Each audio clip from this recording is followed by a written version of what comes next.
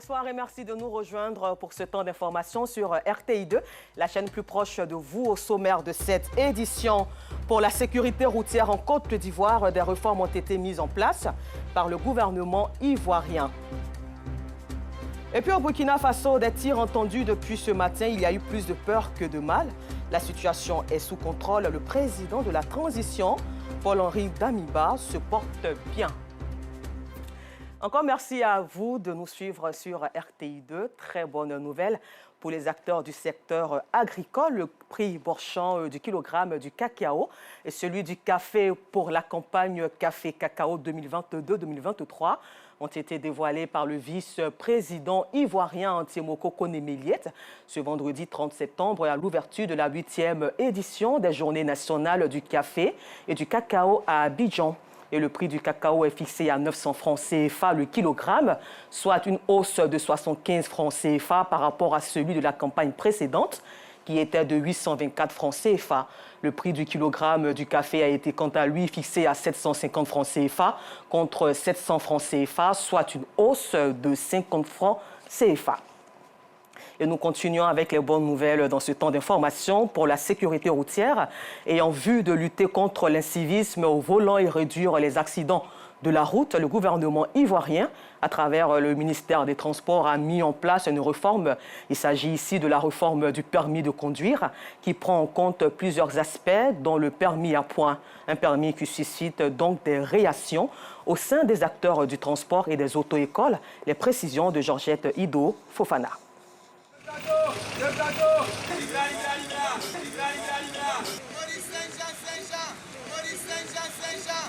Dans cette gare, située dans la commune du Plateau, certains conducteurs disent ne rien savoir sur le permis à points. Le permis à points, c'est vraiment, on ne maîtrise pas. On ne sait pas c'est quelle infraction qui a retiré des points. C'est un truc qu'ils ont mis en place. On n'a pas reçu une information complète. Et puis, comment payer encore quand on a une infraction, c'est tout un problème. Pendant notre formation à l'auto-école, on n'a jamais entendu parler de ça. Là, si c'est maintenant qu'ils ont créé, nous ne sommes pas au courant de quelque chose. La réforme du permis de conduire, une préoccupation pour Yacouba, qui veut en savoir plus. Pour passer le permis d'avant, c'est un problème. Il faut passer par côté gendarme, tout ça. Là. Voilà, nous qui ne savons pas lire, il sait que pour venir racheter nos permis après. Voilà, là, ça ne nous arrange même pas. S'il peut bien expliquer, au moins, on va mieux comprendre. Parce que là, nous, on ne comprend rien à faire là-bas.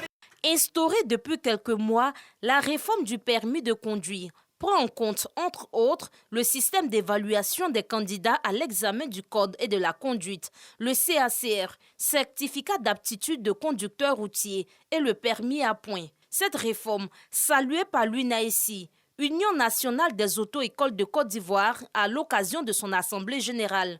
Toutefois, ces acteurs de la formation dénoncent un manque de communication et d'information sur cette réforme. Ceux qui doivent mettre ça en application, s'ils ne sont pas informés sur ce qu'ils doivent faire, c'est comme si on n'a rien fait de bon. Donc il faut qu'on s'asseye, parce que le truc, ce n'est pas une affaire d'une seule personne, ou bien on prend un décret aussi, mais c'est toute une affaire professionnelle. Cette réforme, elle se fait un tout petit peu avec des acteurs qui ne sont pas des hommes de terrain. Et malheureusement, nous qui pratiquons au quotidien, tous les jours ce métier-là, on se sent un tout petit peu floué. Et quand on voit qu'on parle de beaucoup de choses, quand on voit qu'on parle de permis à points, dès qu'on dit qu'il y a un accident, tout le monde lorgne vers les auto-écoles. Mais on ne cherche pas véritablement à savoir d'où vient le mal. Et le mal, là, c'est l'arrêté qui va pouvoir assainir et réorganiser l'auto-école et donner un modèle économique pour que les auto-écoles puissent fonctionner normalement. Au cours de cette rencontre, le président de l'UNAICI est revenu sur les nouvelles dispositions prises par le gouvernement concernant l'assurance maladie, désormais imposée pour le retrait du permis de conduire. Mais c'est encore une mesure qui arrive alors que déjà on ne s'en sort pas. Vous allez avoir des candidats qui vont venir, qui vont dire bon moi je ne veux plus m'inscrire parce que cette histoire-là ça ne m'intéresse pas. Cette histoire de CME là ça complique encore la tâche. Qu'on nous explique mieux. Moi je pense que dans de telles situations, il a dû avoir un projet pilote, qu'on analyse quels sont les résultats de ce projet pilote-là et à partir de ces résultats qu'on puisse avoir des décisions. Imprégné de la préoccupation des acteurs de la formation dans les auto-écoles, le représentant du directeur général des transports terrestres promet remonter l'information. Nous avons pris acte. Nous allons rendre compte à notre hiérarchie, puisque le ministère des Transports travaille pour le bien-être de tous ces acteurs. Et tout cela dans une synergie d'action pour minimiser tout ce qu'on a comme accident de circulation. Créée en 2014, l'Union nationale des auto-écoles de Côte d'Ivoire revendique plus de 500 membres. Elle lutte pour la professionnalisation du secteur. Je l'avais dit, les bonnes nouvelles s'enchaînent. La santé, la bonne disposition étant plus nécessaire que tout. L'Institut d'enseignement supérieur technique et professionnel d'Abengourou, dans la région de l'Indénié-Djoablin, s'est doté d'une filière de formation des infirmiers et infirmières. Et ce, à partir de l'année académique 2022-2023. Une initiative qui s'inscrit dans la vision de l'État ivoirien à décentraliser les sites d'apprentissage de l'Institut national de formation des agents de santé, INFAS, afin de donner la chance à la jeunesse de Côte d'Ivoire d'embrasser une carrière d'infirmier ou infirmière, où qu'elle soit. Yacouba Koulibaly et Clément Boko nous font le point.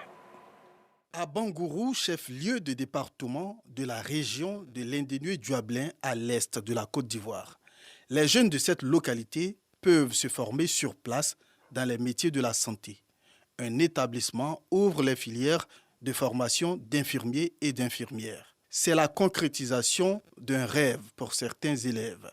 Anon était élève à Yamoussoukro. Aujourd'hui, elle intègre l'établissement Reine-au-Franc d'Abangourou pour l'année scolaire 2022-2023. Comme elle, Mambo Sandrich, élève en classe de terminale au lycée Reine-au-Franc, ne cache pas sa satisfaction d'appartenir à cet établissement secondaire qui lui offre l'opportunité de poursuivre ses études supérieures professionnelles et qualifiantes. Mais je suis venue m'inscrire au collège Reine-au-Franc. En tout cas, le personnel a été formidable, ils ont bien reçu. Pour un enseignement de qualité, je suis venue au collège de Reine-au-Franc. Un soulagement pour les parents qui devraient, par le passé, envoyer leurs enfants jusqu'à Abidjan pour poursuivre cette formation. Je suis venu inscrire ma fille parce que ici, c'est une bonne école. Il y a 2 filles ici. L'an passé, elle a été 4e. Franchement, ça m'a plu. Une occasion pour les responsables de l'Institut de lever le voile sur certains exploits réalisés. L'Institut de l'enseignement supérieur et technique professionnel d'Abengourou, depuis sa création, a toujours réalisé des taux supérieurs au taux national. Cette initiative, saluée par les autorités administratives et politiques, est aussi marquée par un élan de solidarité du fondateur de l'établissement. Nous faisons la terminale ici à 110 000. Et dans 110 000 même, on donne des réductions à raison de 40%. Mon bénéfice, je les dégage à votre faveur. C'est ça qui est 40%. Cette nouvelle filière contribuera un tant soit peu à la résolution de l'épineux problème de faiblesse de l'effectif du personnel infirmier dans les formations sanitaires, aussi bien publiques que privées. Je voudrais féliciter et remercier, voire encourager le groupe scolaire Reine-au-Franc et son fondateur, l'honorable Tando Manizan Etienne, pour sa contribution à la formation d'éminents cadres dans cette belle région. La création d'une filière de formation des infirmiers et infirmières à Abangourou s'inscrit dans la vision de l'État ivoirien à décentraliser les sites d'apprentissage de l'INFAS afin de donner la chance à la jeunesse du pays d'embrasser une carrière d'infirmier ou d'infirmière, où qu'elle soit. Et nous continuons de parler de développement. Cette fois-ci, les femmes du département de Mans, dans la région du Tonpi, se positionnent sur l'échiquier de l'entrepreneuriat. Cependant, elles sont confrontées à des difficultés de financement et aussi à la défection de leurs outils de production. Fort heureusement pour elles, des structures leur viennent en aide. Découvrons ensemble dans ce reportage de Gervais Kouassi du bureau régional de RTI Mans ces différentes structures. Malgré leur volonté d'entreprendre, les femmes du département de Mans, réunies au sein d'une union qui revendique plus de 250 associations, éprouvent des difficultés quant au démarrage d'une activité génératrice de revenus ou dans le cadre de la dynamisation de leurs services basés majoritairement sur le commerce et l'agriculture. Les Les femmes demain font de grands champs, mais on ne veut plus faire ça manuellement. Je suis dans la transformation des produits agricoles en Côte d'Ivoire. Là, j'ai une commande de 100 tonnes de respecter la commande du client. Il faut encore de grandes machines parce que celles qui sont là sont toutes petites, donc elles ne font pas de grandes quantités. Pour mener à bien leurs activités, les femmes, dont bon nombre d'entre elles ont déjà fait leurs preuves, lancent ce cri du cœur. Je lance un appel aux autorités compétentes de ce pays de venir en aide aux femmes de la région du Tonkin qui veulent vraiment travailler. Mais nous le faisons manuellement. Et on souhaiterait que tout ce que nous allons faire soit mécanisé. Qu'on ait aussi des véhicules, des bennes de ramassage, pour que nous soyons aussi, pourquoi pas des bananes. L'innovation de taille, vraiment, je regardais, j'ai vu les chips de bananes, de pommes de terre, et j'ai dit, mais attends, on a du manioc, on a toujours utilisé en photo manioc, mais pourquoi ne pas le faire en chips? Il a un goût comme la pomme de terre, et c'est important de transformer nos produits. Il faut dire que le manioc est une spéculation très importante qui a 20 dérivés. Avec le manioc, on peut faire des quiches, on peut faire des croissants, faire beaucoup de choses, des croquettes de manioc. C'est important, je veux valoriser cela. L'appel des braves femmes a rencontré une oreille attentive, celle du président du groupe Gomalé qui les a rencontrés. D'ici un an, la ville de Mans sera une ville qui transforme le plus grand nombre de sa production. Et je vous rassure que d'ici un mois, je vais vous présenter l'arsenal de travail que j'ai déjà payé et qui est arrivé à Abidjan, c'est-à-dire tout ce qui est D6, D7, tout ce qui est matériel de travail dans la peau, c'est-à-dire dans le riz de bas-front et riz sur terre. Mais en même temps, des machines qui feront des buts d'igname, des buts de manioc, des buts, etc. Nous avons fait venir tout ça là. Le groupe Gomalé a fait des heureuses en apportant son aide à plusieurs groupements de femmes, au nombre desquelles les marailleuses du débarcadère Mohamed VI d'Abobo Doumé. On avait déjà arrêté de fumer sur le four traditionnel, soi-disant les barriques. Donc nous fumons sur les deux techniques de fumage au débarcadère. Donc Gomalé est venu pour renforcer notre capacité. Aujourd'hui, Gomalé veut renouveler les fours parce qu'il y a des problèmes de technique. Gomalé aussi veut renforcer la capacité de nos champs froids. On a 2 champs froids au débarcadère, mais qui ne sont pas négatifs, ils sont positifs, c'est-à-dire que ça ne congèle pas. Donc le groupe Gomalé est venu pour renforcer la capacité du froid, le groupe Gomalé est venu pour renforcer la capacité du four, et le groupe Gomalé aussi est venu pour nous donner des conteneurs de poissons pour que nous puissions avoir le poisson en permanence pour transformer. L'engagement des femmes du Mans à participer à l'essor économique du pays sera su par les plus hautes autorités du pays, rassure le chef du cabinet du président de la République que l'Union des associations des femmes du Mans a choisi comme porte-voix auprès des organisations et institutions aussi bien nationales qu'internationales.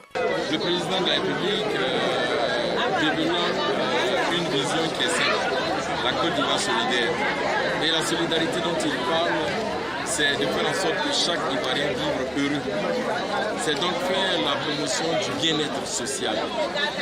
Et dans le Tonkin, les femmes se sont regroupées en une union qu'elles appellent l'Union des associations des femmes de Mans, qui regroupe près de 218 associations. Donc c'est un conglomérat de fêtières. Et elles ont des projets, elles initient des projets, elles ont simplement besoin d'appui. Et ces appuis-là sont multiformes.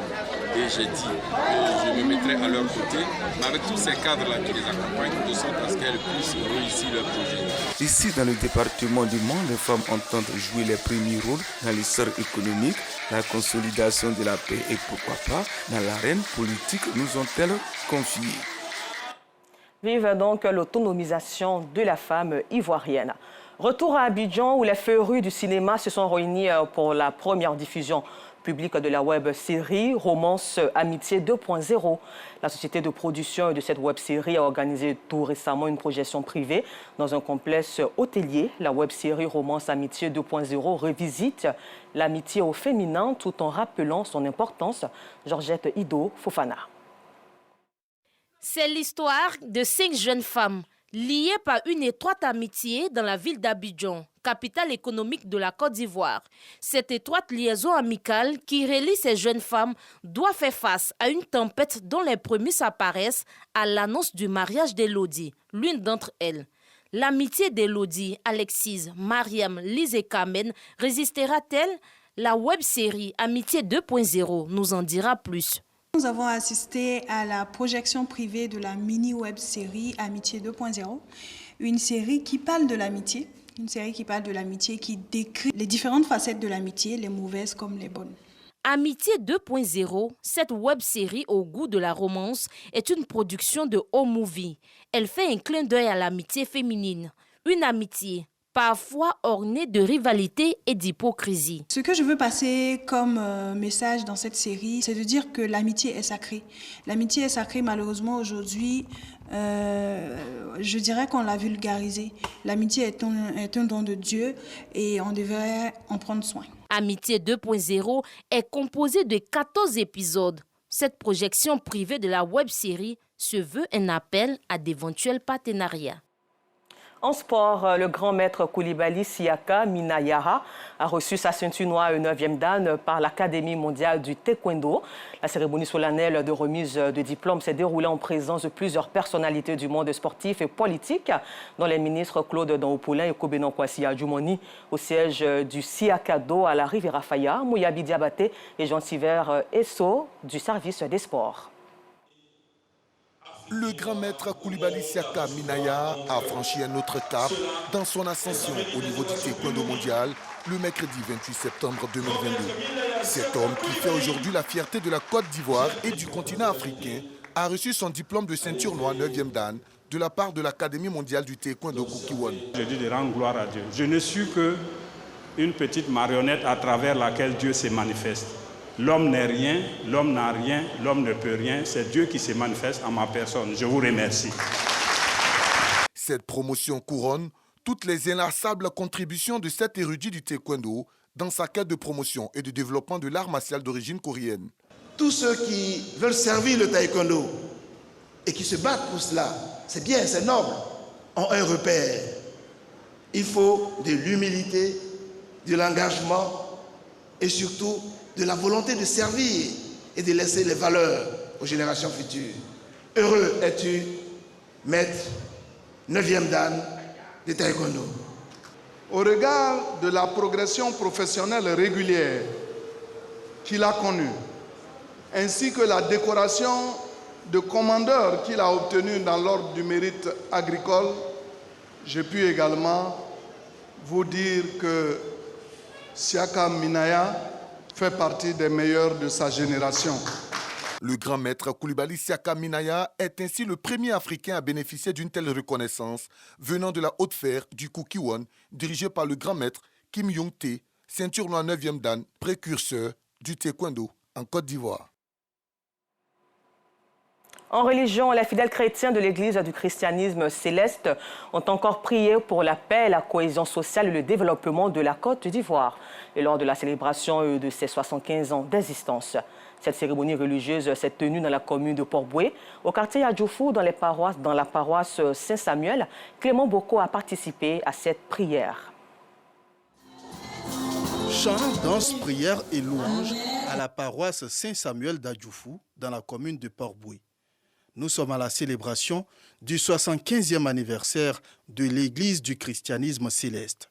Pour l'occasion, les fidèles sont venus nombreux pour glorifier Dieu. Je souhaite un joyeux anniversaire à tous les chrétiens célestes et à tous les sympathisants de l'Église du christianisme céleste. Pour ces 75 ans, j'ai prié le Dieu Tout-Puissant, Papa Oshofa, où il se trouve aussi, d'avoir sa mainmise sur le pays de la Côte d'Ivoire, qui vienne combattre l'esprit de guerre, l'esprit de mésentente. Pour ce jour spécial, des prières et des bénédictions ont été faites pour la paix et la stabilité du pays. Les 75 ans, c'est véritablement un bilan pour voir est-ce que nous avons bien fait tout ce que le Seigneur nous a commandé.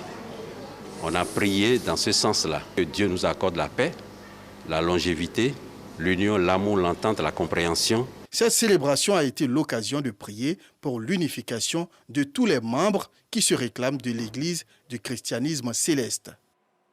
Et puis au Burkina Faso, nous le disions en titre, ce matin, malheureusement, des tirs ont été entendus dans le quartier de la présidence à Ouagadougou. Selon un communiqué de la présidence, il s'agit d'une crise interne à l'armée et des discussions pour un dénouement sont en cours. Selon plusieurs sources, le président de la transition, Paul-Henri Damiba, serait en sécurité. Les banques sont restées fermées et les commerçants n'ont pas choisi d'ouvrir leurs stands. Les grandes artères de la ville, comme l'avenue de l'Indépendance et de Kwame Nkrumah, sont sous blocus. Encore merci à vous et excellent week-end en compagnie des programmes de RTI2, la chaîne plus proche des populations.